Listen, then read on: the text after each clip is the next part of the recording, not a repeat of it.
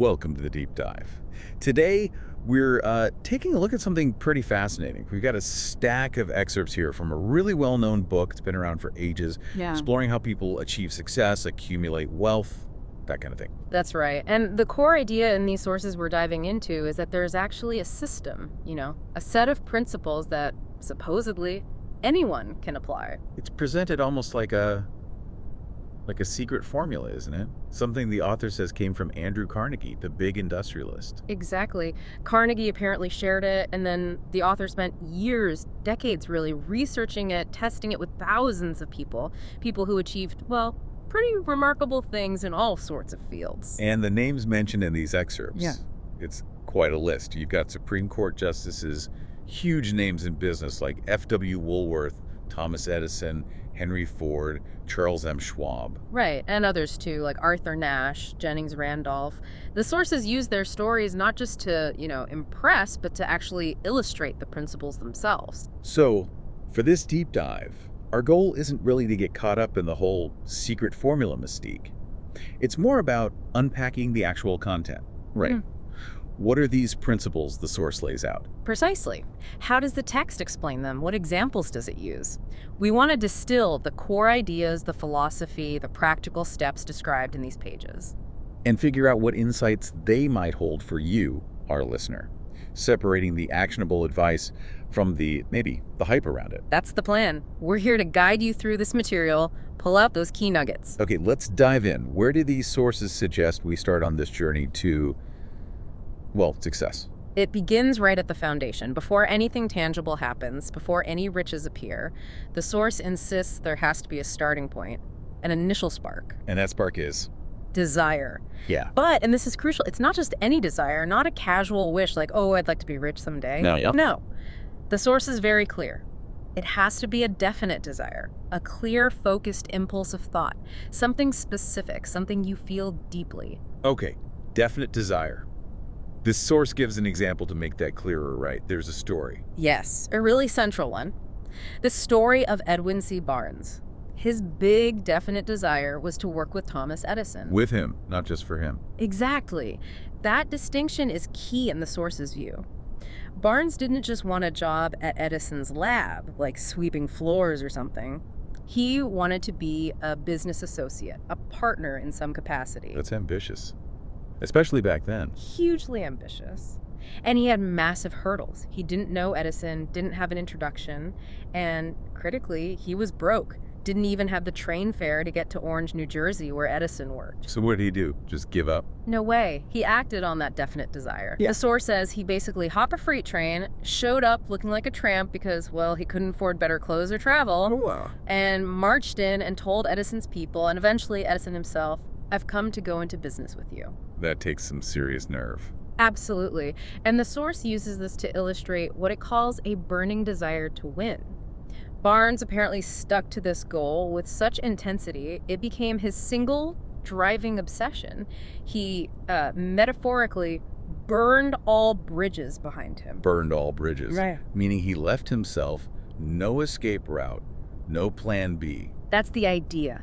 Total commitment. Failure wasn't just undesirable. It wasn't really an option in his mind because he'd eliminated all other paths. It forces you forward, That's powerful imagery. Right. Does the source give other examples of this kind of burning desire? It does. There's a story of Marshall Field in Chicago after the Great Fire wiped out his store. Department store guy. That's him. While other merchants were understandably devastated, maybe planning to move or rebuild elsewhere, Field supposedly stood there, looking at the smoking ruins, Yeah. pointed right at the charred ground, and declared he would rebuild the greatest store in the world right there on that exact spot. Even if it burned down again, he'd rebuild it again. Whoa. Amidst total destruction. That's more than just wanting to reopen. That's an incredibly specific, defiant desire. Exactly. Definite. Burning. Unyielding. The source also mentions Henry Ford, saying he fundamentally understood this principle of desire, knowing exactly what you want with absolute clarity. This, the source argues, is the first step. It's what starts turning thoughts into things. Vague wishes don't cut it. Okay, so you need that laser-focused, intense desire.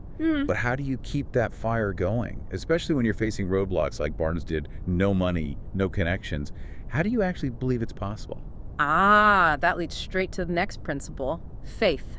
The source describes faith as this eternal elixir. It's the vital force that gives life and power to that impulse of thought, to that desire. The elixir.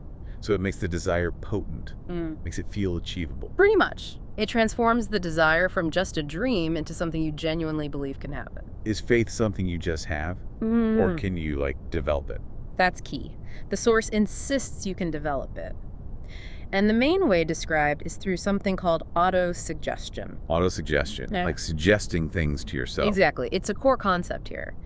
The idea is that your mind, particularly your subconscious mind, comes to believe whatever you repeatedly tell it.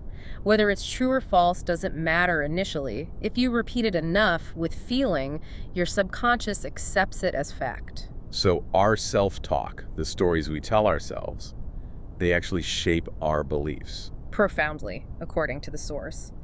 The subconscious is pictured like fertile ground or maybe a chemistry lab.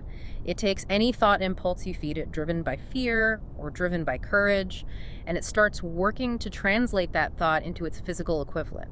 It doesn't filter based on whether the thought is helpful or harmful. That's kind of scary, actually, if you're always thinking about failure or lack. Your mind will work to make that your reality. The source gives a really stark, sobering example of this negative side. A man named Joseph Grant, a bank official, apparently lost money gambling. He found out the bank examiner was coming. He panicked, totally consumed by fear and shame, went to a hotel room, and the source says he just kept repeating, "My God, this will kill me. I cannot stand the disgrace." Oh, no. 3 days later, he was dead. The doctor apparently found no physical cause and called it mental suicide. His own negative autosuggestion, his intense fear, literally manifested physically. That's chilling. It really hammers home the power of negative thought. It does. But then the author shares an incredibly powerful story on the positive side. It's about his own son. What happened with his son? His son was born, apparently, without the physical apparatus for hearing. He couldn't hear or speak. Doctors gave no hope. Oh, wow. So how do these principles apply there? Well, the author states he deliberately planted in his son's mind, right from infancy, the definite desire to hear and speak normally. He combined this desire with his own absolute faith that it was possible, despite the medical prognosis. How did he communicate that? Through constant, persistent effort, communicating silently, conveying his belief and desire, using pictures, touch, relentlessly for years. And crucially, the source says, his son came to believe him. The outcome.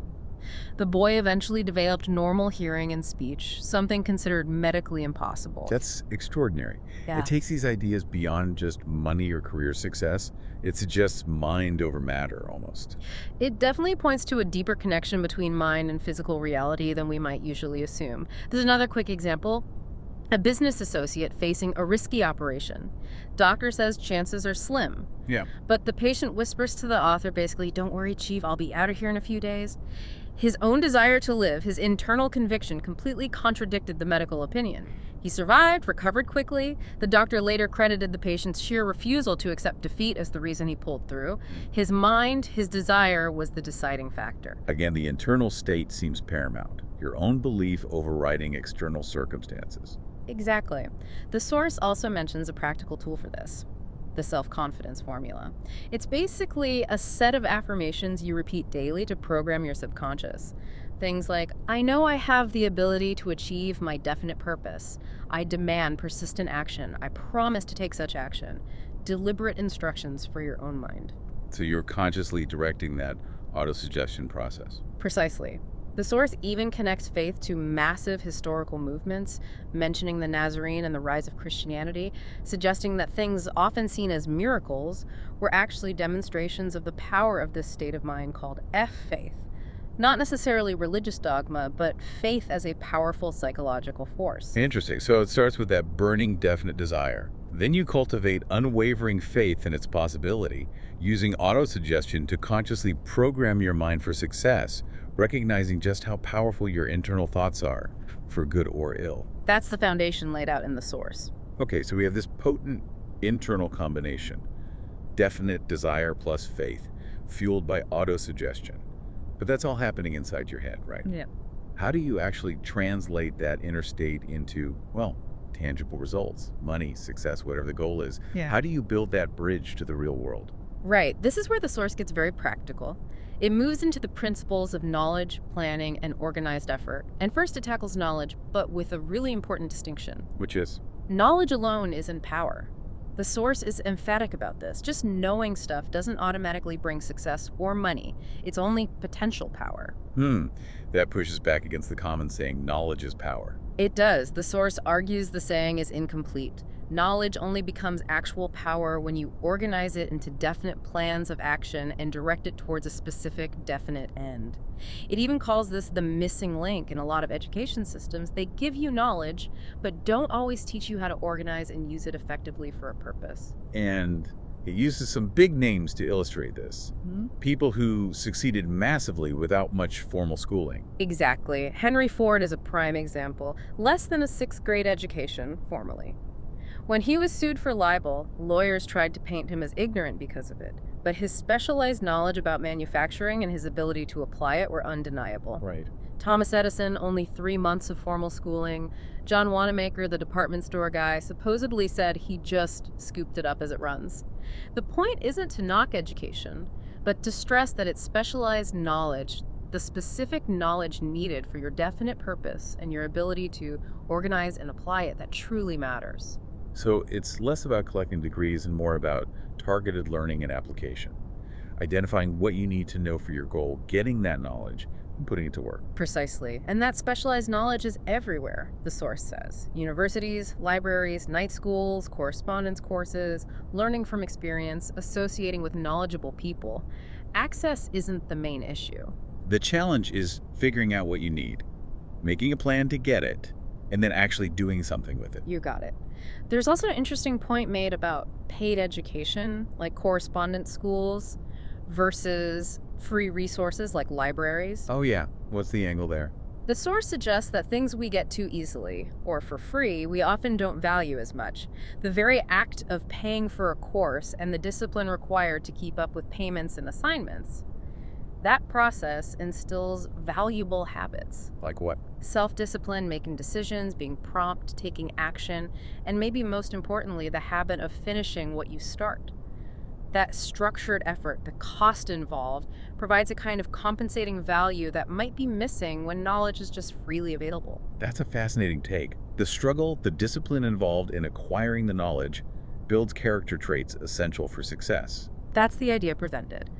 They mention a Mr. Weir who went back to school at 40, already married with kids, and blitzed through a 4-year law course in 2 years simply by laser focusing on only the specialized courses relevant to his goals. Efficiency in acquiring needed knowledge. Okay, specialized knowledge acquired with discipline. Got it. What's next in building that bridge? Planning. Yes, planning. The source calls imagination the workshop, where desire starts taking shape, where plans are fashioned. The imagination workshop. And a crucial first step, according to the source, in making that intangible desire concrete is to write it down. Write down your definite desire and write down your plan for achieving it. Putting it on paper makes it more real, right? Less abstract. Exactly. It forces clarity. And the source gives this fantastic, detailed example of planning in action. A story about a woman marketing her son's personal services. Oh, tell me about that. How does she plan it? She created this incredible plan book, nearly 50 pages long. It wasn't just a resume listing his qualifications. No, it included those, sure. But the real genius was, it painted a detailed picture of exactly how her son would perform in the desired job. It offered specific suggestions for the employer based on real research her son did. He went to the library, studied the company, even checked out its competitors to understand their methods and challenges. Wow, so it was basically a business proposal for hiring her son, showing exactly how he'd add value from day one, backed by research. Precisely. A perfect example of organized knowledge and creative imagination turned into a definite plan for a specific outcome. The source holds this up as an example of effectively marketing personal services, something it felt was becoming a crucial skill, especially given the economic times back then. People plan how to sell products, but rarely plan how to sell their own services with that much rigor. That's really practical. A tangible way to see planning in action. So, knowledge, planning. What about working with others? Does that come into play. Absolutely. That brings us to the principle of the mastermind. The mastermind. Sounds intriguing. What is it? The source defines it as coordination of knowledge and effort in a spirit of harmony between two or more people for the attainment of a definite purpose. Okay, so teamwork, but with emphasis on harmony and a shared goal. It's presented as more than just basic teamwork. The argument is that no single person, no matter how brilliant, has enough experience, education, innate ability, or specialized knowledge to achieve great success or accumulate a massive fortune entirely alone. You need help. You need collaboration. Yes, specifically through a harmoniously functioning mastermind group. The source suggests that major plans should ideally be created by this group, or at the very least, thoroughly reviewed and approved by them. And the source has a kind of unusual explanation for why this works so well, doesn't it? Something beyond just sharing ideas. It does get a bit abstract here. It uses an analogy. A group of electric batteries wired together produces more energy than a single battery. Similarly, it suggests that when two or more minds connect and coordinate in perfect harmony, there's a psychic phase. Yeah, that's the term used. So like an affinity forms, a connection of spiritual energy units, creating a third intangible mind, the mastermind, that can access more knowledge and thought energy than the individual minds alone. It's like the group brain is more powerful than the sum of its parts. That's a really interesting concept. Collective intelligence amplified by harmony. Does it give examples? It does. It points again to Henry Ford. The source claims his really significant leaps forward, his biggest achievements, came after he formed close alliances with other great minds. Edison, Harvey Firestone, the tire guy, John Burroughs, naturalist, Luther Burbank, botanist. His mastermind group, essentially. Right. The suggestion is he didn't just get advice, he somehow absorbed their thought vibrations, adding their intelligence, experience, and spiritual forces to his own. It amplified his own capabilities. So a deeper synergy than just brainstorming. That's the idea presented. Another huge example is the creation of U.S. Steel, the first billion-dollar corporation. The source credits Charles M. Schwab significantly. Schwab apparently used these principles to craft a compelling speech, a detailed plan, which he delivered to J.P. Morgan. And Morgan bought into it. Hook, line, and sinker.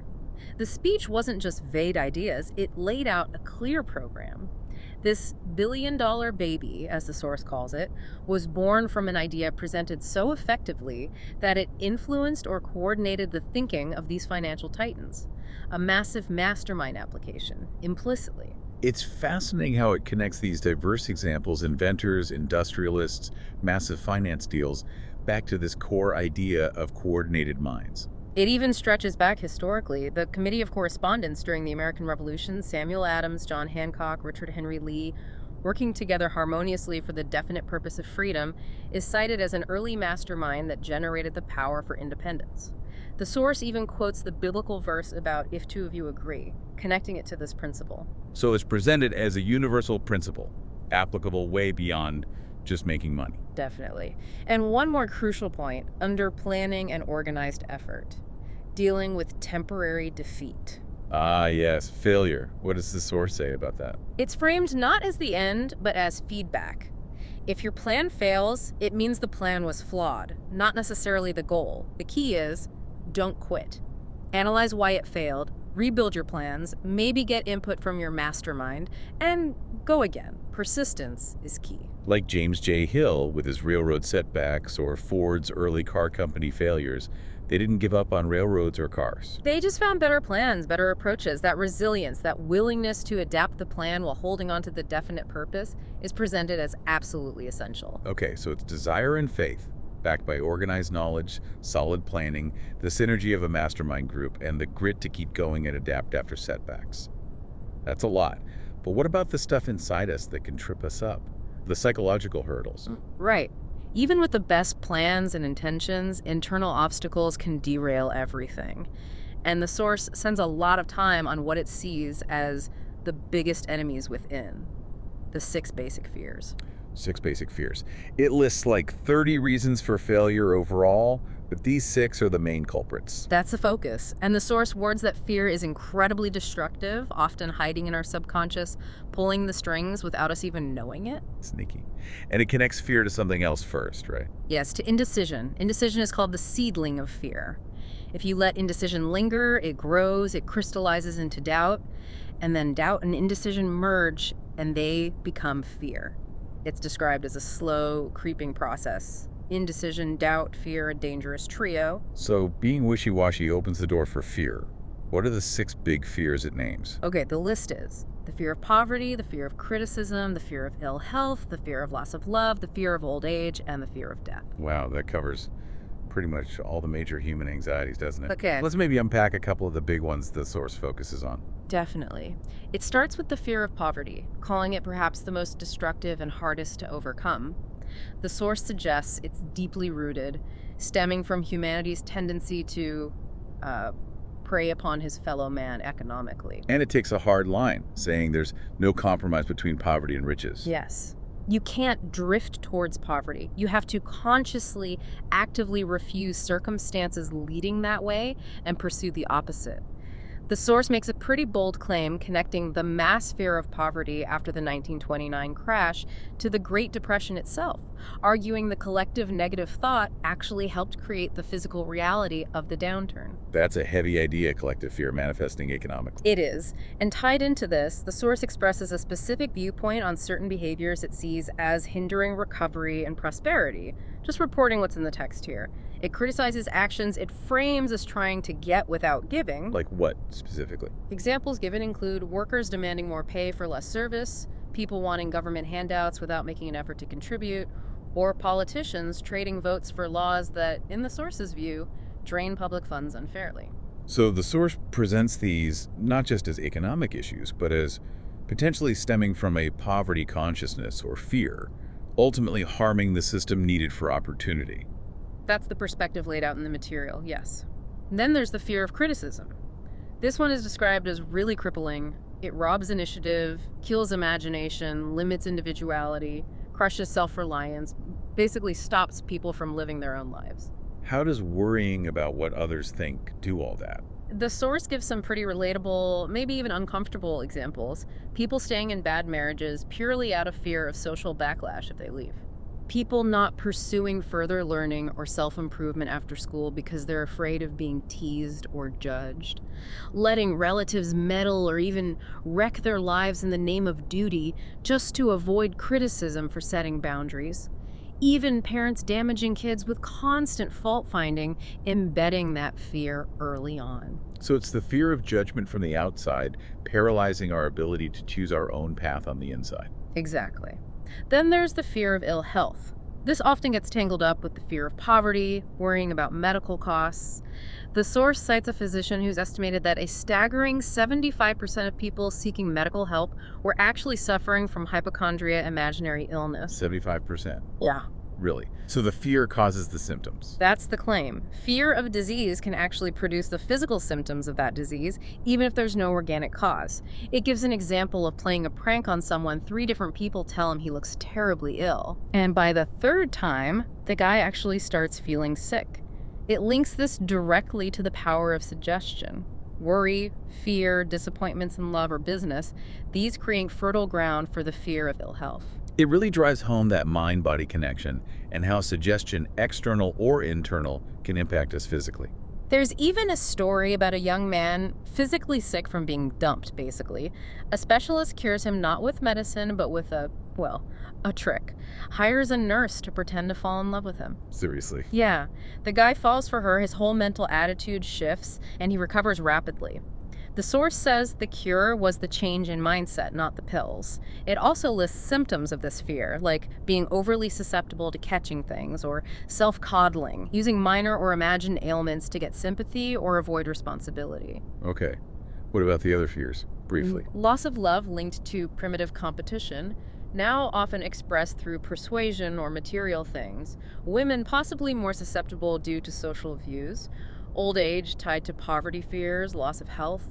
losing attractiveness, negative societal messages, and death presented as kind of useless to fear, since it's inevitable and energy matter aren't destroyed, just transformed. This fear is apparently weakest in people driven by a strong purpose of achievement and service. So, these fears are deep, interconnected, often subconscious barriers. What's the source's solution? How do you fight them? One word: decision. Remember how indecision breeds fear? Well, making a definite decision is presented as the antidote. It kills worry, which is fear's main symptom. The moment you make a firm decision, choose a course of action, the worry often just evaporates, even if the decision is tough. Like that extreme example of the guy facing execution who was calm after accepting it. Exactly. Decision brought resignation, a strange peace. But crucially, decision can also stop you from accepting unwanted situations. The source throws down a challenge: make blanket decisions now to preempt these fears. Blanket decisions? Like what? Decide firmly. Okay, I accept death will come eventually, no point worrying now. Decide. I can get along fine without being fabulously wealthy. I won't let that fear rule me. Decide. I refuse to worry about what others think. Criticism won't stop me. Decide. Old age can be a time of wisdom and understanding, not just decline. Decide. I won't focus on imaginary symptoms of illness. Decide. If love doesn't work out, I can still have a fulfilling life. It's about taking control back, proactively choosing not to be controlled by these anxieties. Precisely. Making definite decisions kills worry, brings poise, calmness, peace of mind, the mental state needed for success. Fear just messes everything up and even transmits negative vibes to others. The source suggests using self-analysis questions to pinpoint your own specific fears and weaknesses. Questions like, am I easily influenced? What's my biggest worry? Do I finish what I start? That gives you a roadmap for confronting your own internal stuff. And all this leads to mind control. It's about self-discipline, forming habits. You either master your mind or it masters you, the best way. Keep your mind busy with a definite purpose, backed by a definite plan. Don't make excuses like I never had a chance. Create your chance like Henry Ford did by controlling your thoughts and sticking to your purpose. So tackling fear head on, mainly through the power of definite decision and controlling your thoughts, is absolutely fundamental before the other principles can really work. It's clearing the internal battlefield so you can win the external one. Okay, we've covered the internal bedrock: desire, faith, conquering fear, and the external actions like planning, knowledge, collaboration. But the source goes further, right? Into areas that seem, well, less about logic and more about untapped potential. It definitely does. It explores capacities like imagination, something called sex transmutation, and the concept of a sixth sense. These are presented as powerful, often underutilized forces. Let's touch on imagination again. We know it's the workshop for plans. Right. The source really emphasizes it as the origin point for all plans. It distinguishes between two types. There's synthetic imagination, basically rearranging old ideas, existing concepts into new combinations. This is what we use most often, especially when planning how to turn desire into money. Okay, recombining known elements. What's the other type? Creative imagination. This is described as the faculty through which genuinely new, original ideas or insights are received. It's linked directly to the sixth sense and intuition. This is the realm of genius, according to the source. And importantly, both types get stronger with use, like muscles. And this creative imagination is basically the same as the sixth sense. The source uses the terms almost interchangeably here. It's described as a part of the subconscious that most people rarely tap into consciously. Those who do learn to access it are the ones capable of true flashes of inspiration, receiving ideas seemingly out of nowhere, or from what the source calls the ether. The ether. That sounds pretty mysterious. How's it supposed to work?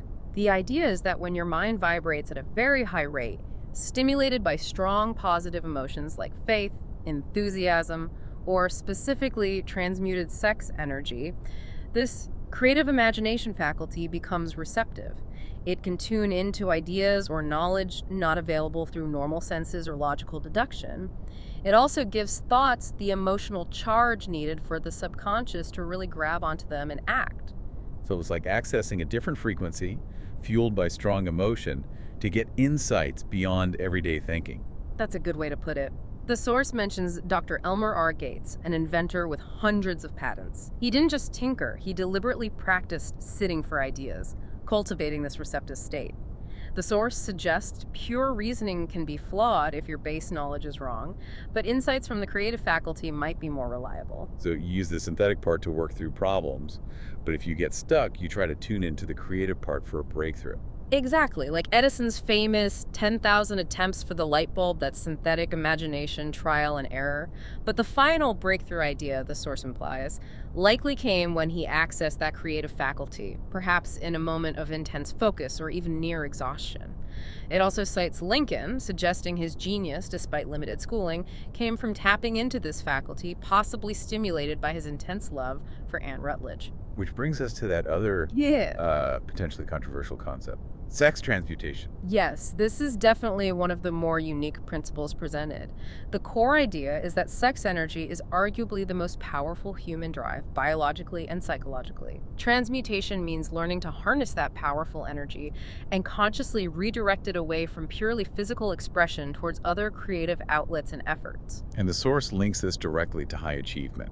It does. It claims that many great achievers, especially those who built large fortunes, had a highly developed sex nature and had learned, consciously or unconsciously, how to transmute that energy.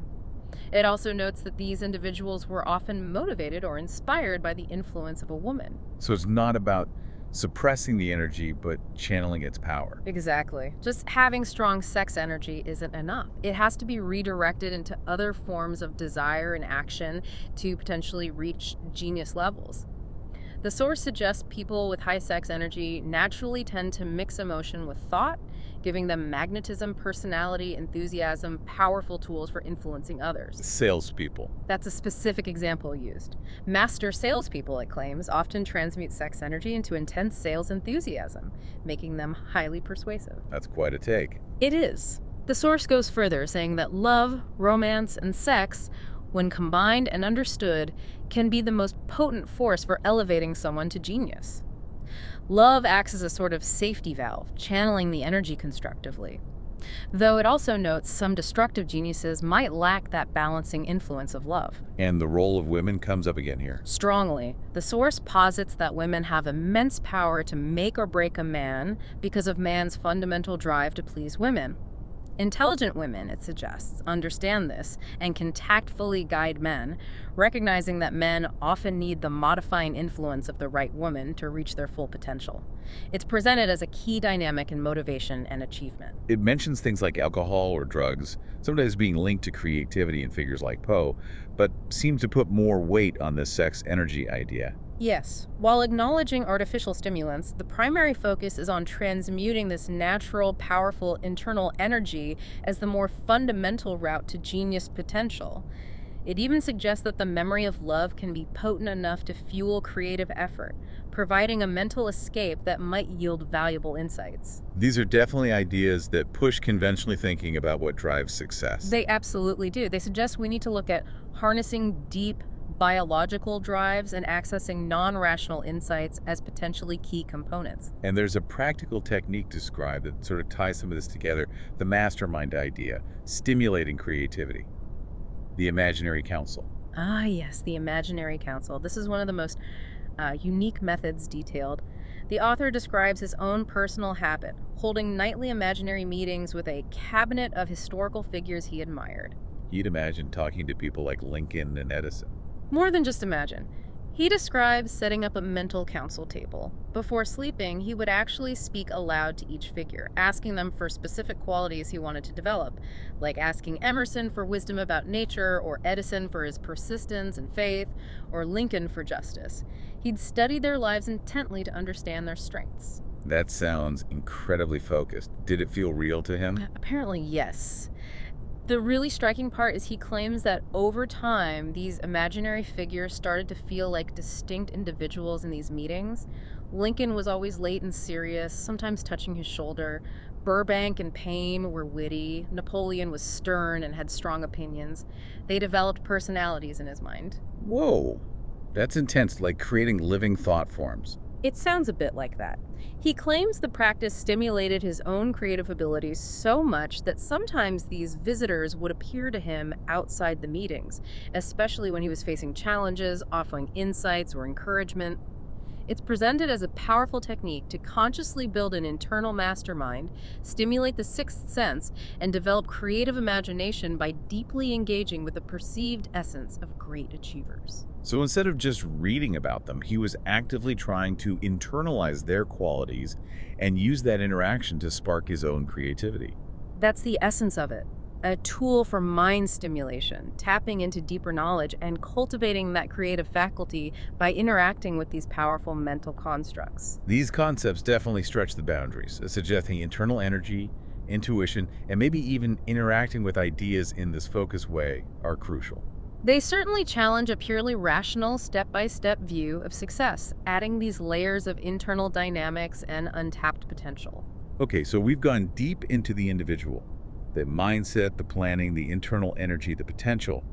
But the source also zooms out, right? It looks at the environment, the context where all this happens. Yes, it does. It takes a moment to frame America specifically as this land of unparalleled opportunity for achieving success and accumulating wealth, at least at the time it was written. What does it point to as evidence of this opportunity? Several things. Basic necessities, food, clothing, shelter being relatively accessible and affordable, the freedom to travel anywhere in the country without hassle, security of private property under law, and things like government protection of bank deposits offering financial stability. These are seen as the foundational pillars supporting individual effort. Exactly. And then the source introduces what it calls the miracle that makes all this possible: organized capital. Right, and this is a part where the source puts forward a distinct economic viewpoint. We need to be careful just to report what the text says, impartially. Absolutely. The source's argument is that organized capital is the engine behind all these opportunities and comforts. It uses a really vivid example: getting a simple breakfast delivered to a family in New York City. The orange juice, coffee, eggs example. That's the one. It breaks down the unbelievable complexity behind it. Orange juice from Florida, sugar maybe from Cuba or Utah, coffee from Brazil, eggs from a local farm.